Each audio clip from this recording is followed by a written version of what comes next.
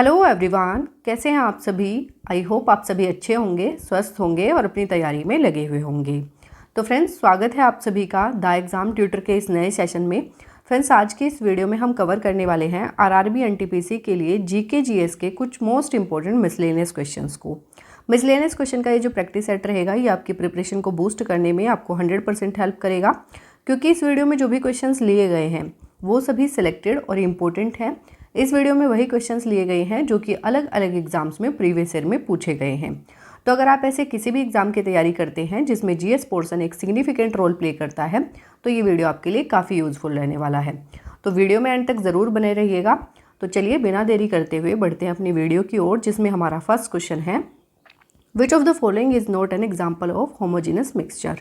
निम्नलिखित में से कौन समांग मिश्रण का उदाहरण नहीं है।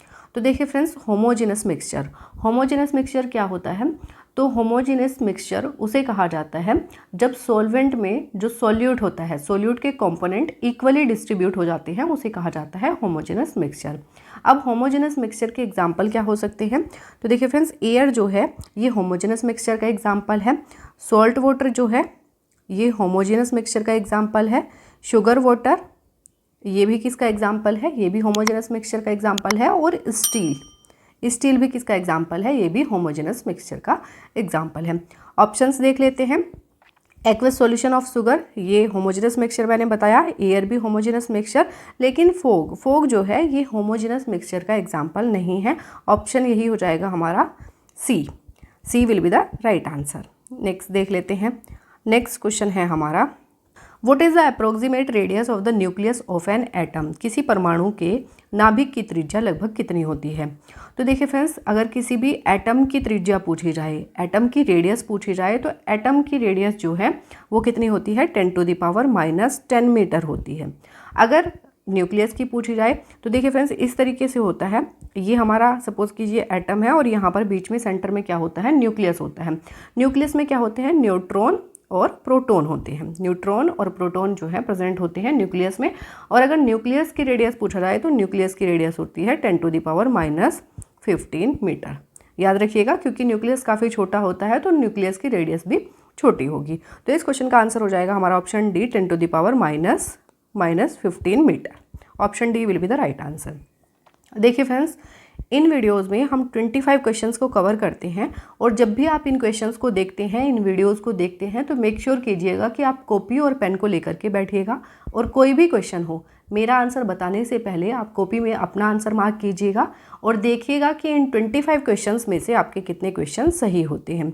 इस तरह से क्या होगा कि आपकी जो तैयारी है, आपकी जो प्रिपरेशन है, उसको आप एक बेहतर ढंग से एनालाइज कर पाएंगे।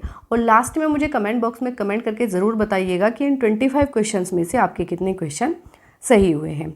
अब बढ़ते हैं अपने नेक्स्ट क्वेश्चन की तरफ। नेक्स्ट क्वेश्चन है हमारा, Which of the following isotopes is used to detect blood clots in the body? शरीर में रक्त के थक्के का पता लगाने के लिए निम्नलिखित में से किस समस्थानिक का प्रयोग किया जाता है।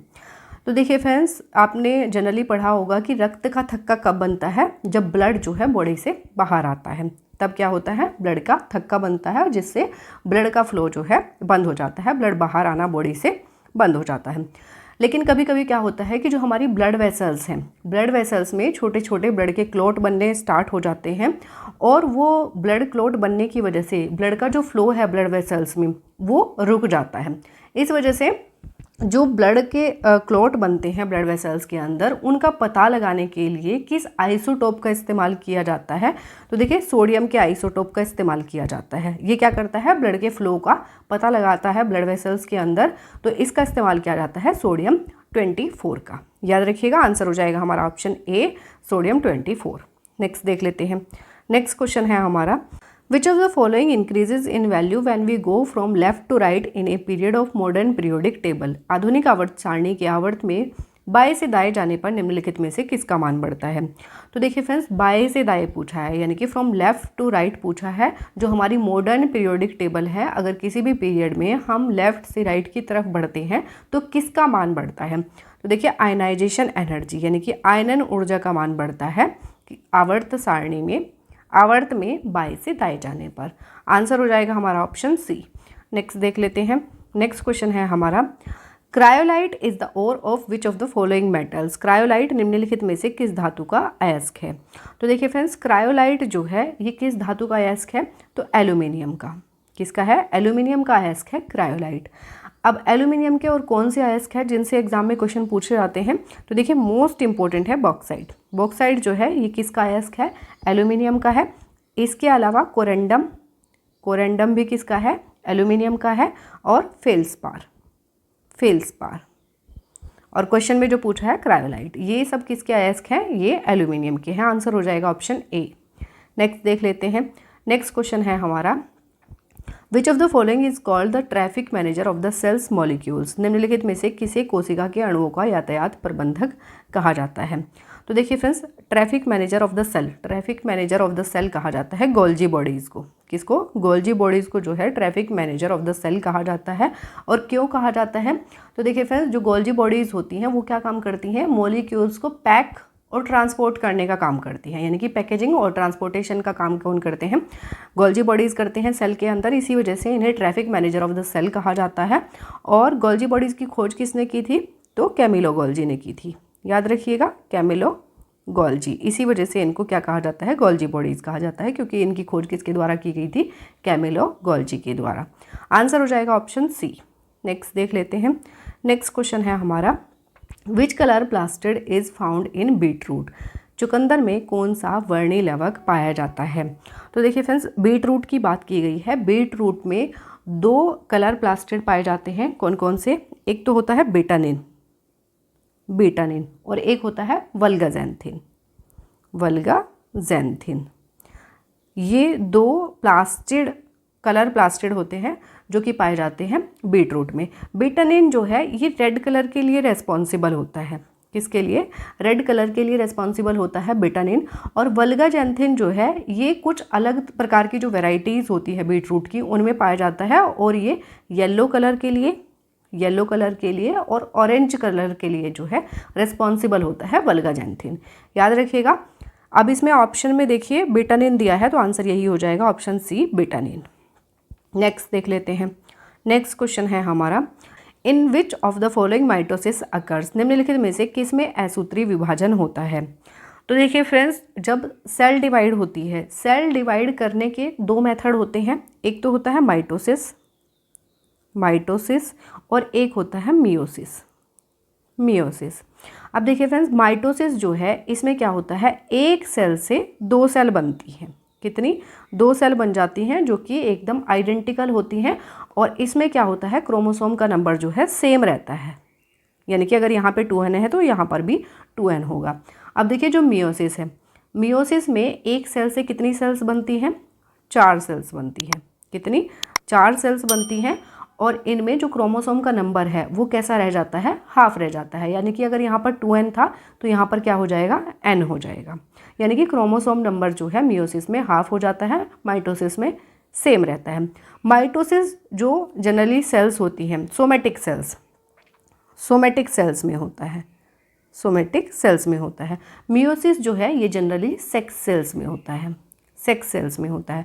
अब देखिए ऑप्शंस में क्या दिया है, माइटोसिस कहाँ पर पाया जाता है, बैक्टीरिया में भी माइटोसिस होता है, ब्लू ग्रीन एल्गी में भी माइटोसिस होता है, और अमीबा में भी माइटोसिस होता है। तो इस क्वेश्चन का आंसर बनेगा हमारा option D, all of these, क्योंकि इसमें कहीं पर भी मेंशन नहीं किया गया है सेक्स सेल्स। तो याद रखिएगा, सेक्स सेल्स में जो है अधिकांश क्या पाया जाता है, मियोसिस पाया जाता है। Option D will be the right answer. Next देख लेते हैं। नेक्स्ट क्वेश्चन है हमारा, fly ash pollution is caused by which of the following. Fly ash प्रदूषण निम्नलिखित में से किससे होता है। तो देखिए friends, fly ash, fly ash क्या है, ये एक बाई प्रोडक्ट है जो कि कोयला जलाने से उत्पन्न होता है। किससे, कोयला जलाने से उत्पन्न होता है फ्लाई एश। और ये एक प्रकार का पॉल्यूशन है जो कि मेनली थर्मल पावर प्लांट से होता है, जहाँ पर कोयला जलाया जाता है। तो याद रखिएगा, फ्लाई एश प्रदूषण जो है ये किससे होता है, थर्मल पावर प्लांट से होता है। Option D will be the right answer. Next देख लेते हैं। नेक्स्ट क्वेश्चन है हमारा, Chernobyl accident is related to which of the following. Chernobyl दुर्घटना निम्नलिखित में से किससे संबंधित है। तो देखिए friends, Chernobyl accident, Chernobyl accident जो है ये एक एटॉमिक एक्सीडेंट है। क्या है, एटॉमिक एक्सीडेंट है जो कि 26 अप्रैल 1986 में हुई थी। 1986 में हुई थी, और कहाँ पर हुई थी, तो यूक्रेन में हुई थी। यूक्रेन में हुई थी। और चेरनोबिल जो है ये एक परमाणु ऊर्जा संयंत्र था जो कि यूक्रेन में था, वहाँ पर ये दुर्घटना हुई थी। और ये परमाणु ऊर्जा उत्पादन के इतिहास में सबसे भीषण आपदाओं में से एक थी, जिसमें जो रिएक्टर था वो नष्ट हो गया था और जो रेडियो एक्टिव मटेरियल था ये काफ़ी बड़ी मात्रा में एटमॉस्फेयर में फैल गए थे। याद रखिएगा, चेरनोबिल दुर्घटना किससे रिलेटेड है? ये एक एटॉमिक एक्सीडेंट था या न्यूक्लियर एक्सीडेंट था। आंसर हो जाएगा हमारा option C, nuclear accident. Next देख लेते हैं। नेक्स्ट क्वेश्चन है हमारा, which of the following is the hormone that controls plant growth? निम्नलिखित में से पौधे की वृद्धि को नियंत्रित करने वाला हार्मोन कौन सा है? तो देखिए फ्रेंड्स, वैसे तो जिब्रेलिन, साइटोकाइनेंस और ऑक्सिन, ये तीनों ही हार्मोन क्या करते हैं? प्लांट की ग्रोथ में एक इम्पोर्टेंट रोल प्ले करते हैं। लेकिन इनमें से जो ऑक्सिन है, ऑक्सिन क्या करता है? ये सेल ग्रोथ को प्रमोट करता है, सेल ग्रोथ को प्रमोट करता है, बर्ड फॉर्मेशन को प्रमोट करता है, बर्ड फॉर्मेशन को प्रमोट करता है, और जो रूट फॉर्मेशन है, रूट फॉर्मेशन को प्रमोट करता है। तो इसी वजह से ये जो हार्मोन है ऑक्सिन हार्मोन, इसको ऐसे कंसिडर किया जाता है कि ये प्लांट ग्रोथ को कंट्रोल करता है। प्लांट ग्रोथ को कंट्रोल करने वाला हार्मोन किसे कंसिडर किया जाता है? ऑक्सिन को किया जाता है। याद रखिएगा, आंसर हो जाएगा हमारा ऑप्शन सी, ऑक्सिन। नेक्स्ट देख लेते हैं।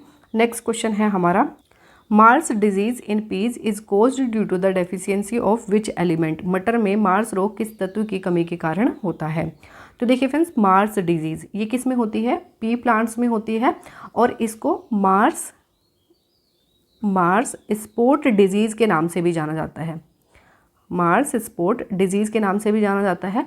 और ये जो डिजीज़ है ये किस एलिमेंट की डेफिशिएंसी के कारण होती है? तो मैंगनीज़ की डेफिशिएंसी के कारण जो है मटर में मार्स डिजीज़ होती है। आंसर हो जाएगा हमारा ऑप्शन बी, मैंगनीज़।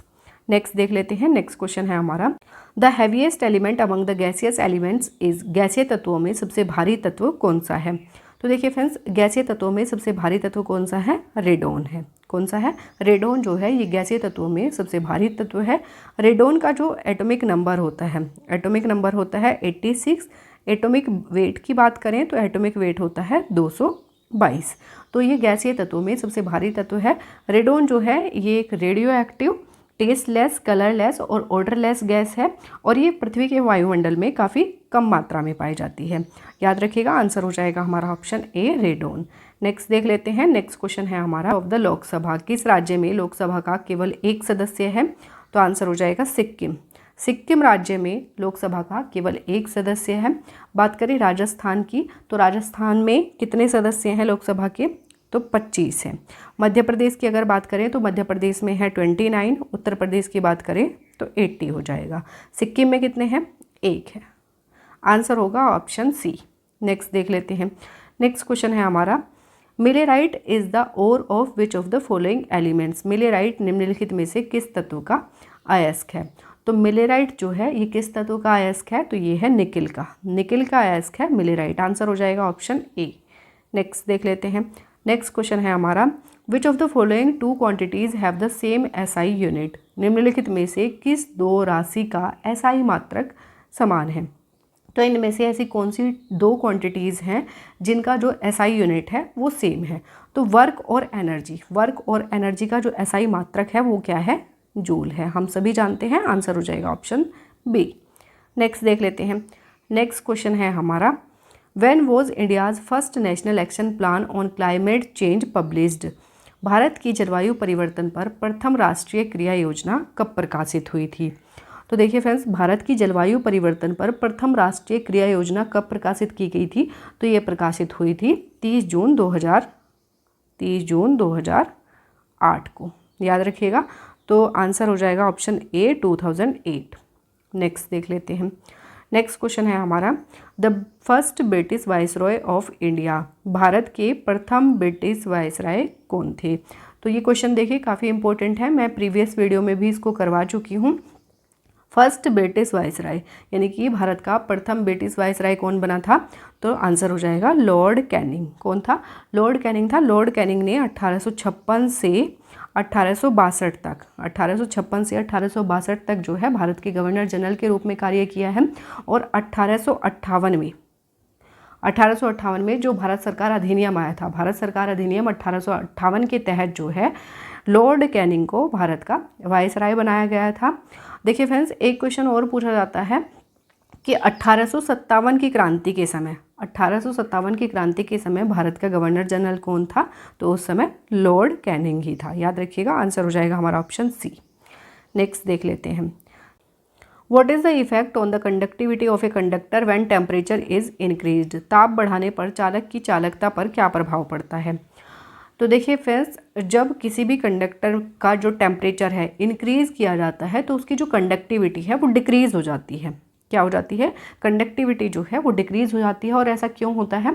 तो देखिए फ्रेंड्स, ऐसा इसलिए होता है क्योंकि ताप बढ़ने से जो मुक्त इलेक्ट्रॉन है उनकी गतिज ऊर्जा बढ़ जाती है, यानी कि काइनेटिक जो एनर्जी है वो इंक्रीज़ हो जाती है, जिससे जो मेटल है, मेटल के परमाणुओं के साथ वो अधिक बार टकराते हैं, जिससे उनका प्रतिरोध बढ़ जाता है और जो चालकता है यानी कि कंडक्टिविटी है वो कम हो जाती है।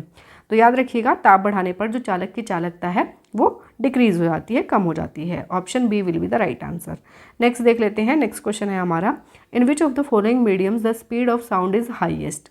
निम्नलिखित में से किस माध्यम में ध्वनि की चाल सबसे अधिक होती है? तो देखिए फ्रेंड्स, हम सभी जानते हैं कि ठोस यानी कि जो सॉलिड्स होते हैं उनमें ध्वनि की चाल सबसे ज़्यादा होती है। अब देखिए, इसमें हमें नहीं पता कि आयरन और एल्यूमिनियम में किसकी चाल सबसे ज़्यादा होगी, तो हमें पता होना चाहिए कि इनकी स्पीड कितनी होती है। तो देखिए, जो आयरन है, आयरन की जो स्पीड होती है वो होती है 5950 मीटर पर सेकेंड।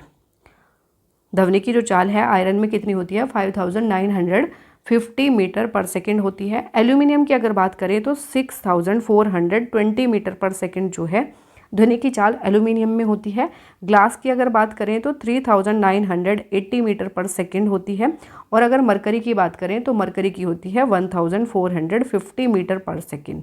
तो देखिए, जो ठोस एल्यूमिनियम होते हैं ना, ठोस एल्यूमिनियम में जो ध्वनि की चाल है वो सबसे ज़्यादा होती है। कितनी है आप खुद देख लीजिएगा, 6420 मीटर पर सेकेंड होती है। तो इस क्वेश्चन का आंसर बनेगा ऑप्शन बी, एल्यूमिनियम। नेक्स्ट देख लेते हैं, नेक्स्ट क्वेश्चन है हमारा, which of the following is not an electromagnetic wave? निम्नलिखित में से कौन विद्युत चुंबकीय तरंगे नहीं हैं? तो इनमें से ऐसी कौन सी तरंगे हैं जो कि इलेक्ट्रोमैग्नेटिक वेव नहीं है? तो आंसर हो जाएगा option A, alpha rays. Alpha rays जो है ये इलेक्ट्रोमैग्नेटिक वेव नहीं है, बाकी एक्स रेज, गामा रेज और अल्ट्रावायलेट रेज ये कैसी वेव्स हैं? ये इलेक्ट्रोमैग्नेटिक वेव्स हैं। आंसर हो जाएगा ऑप्शन ए। नेक्स्ट देख लेते हैं, नेक्स्ट क्वेश्चन है हमारा, Federation Cup is related to which sports? Federation Cup किस खेल से संबंधित है? तो फेडरेशन कप जो है ये फुटबॉल से संबंधित है। किससे है? फुटबॉल से संबंधित है Federation Cup. Option B will be the right answer. Next देख लेते हैं, नेक्स्ट क्वेश्चन है, the contingency fund of the state is operated by? राज्य की आकस्मिकता निधि का संचालन किसके द्वारा किया जाता है? तो देखिए फ्रेंड्स, राज्य की जो आकस्मिकता निधि है यानी कि कंटिजेंसी फंड है, इसका संचालन किसके द्वारा किया जाता है? तो आंसर हो जाएगा गवर्नर ऑफ द स्टेट, राज्य के राज्यपाल के द्वारा जो है राज्य की आकस्मिकता निधि का संचालन किया जाता है। आंसर हो जाएगा ऑप्शन डी। नेक्स्ट देख लेते हैं, नेक्स्ट क्वेश्चन है हमारा, the first woman airline pilot, पहली महिला एयरलाइन पायलट कौन बनी थी? तो आंसर हो जाएगा दुर्बा बनर्जी। दुर्बा बनर्जी जो है ये पहली महिला एयरलाइन पायलट बनी थी। Option C will be the right answer. Next देख लेते हैं, तो नेक्स्ट जो है ये हमारा क्वेश्चन ऑफ द डे है और इस क्वेश्चन का आंसर आपको कमेंट बॉक्स में कमेंट करके देना है। तो देख लेते हैं इसमें कौन सा क्वेश्चन है, who suggested the idea of Azad Hind Fauj? Azad Hind फौज का विचार किसने सुझाया था? ऑप्शंस हैं सुभाष चंद्र बोस, कैप्टन मोहन सिंह, महात्मा गांधी या फिर चंद्रशेखर आज़ाद। तो इस क्वेश्चन का आंसर आपको कमेंट बॉक्स में कमेंट करके देना है और आप मुझे कमेंट बॉक्स में कमेंट करके ये भी ज़रूर बताइएगा कि इन 25 क्वेश्चंस में से आपके कितने क्वेश्चन सही हुए हैं। मुझे आपके कमेंट्स का इंतज़ार रहेगा। तो अब हम इस वीडियो को यहीं पर समाप्त करते हैं। आई होप ये वीडियो आपको पसंद आई होगी और ये वीडियो आपको अच्छी लगी है, हेल्पफुल लगी है तो वीडियो को लाइक और चैनल को सब्सक्राइब जरूर कर दीजिएगा। मिलेंगे नेक्स्ट वीडियो में नए क्वेश्चंस के साथ। तब तक के लिए wish you all the best, take care and thank you.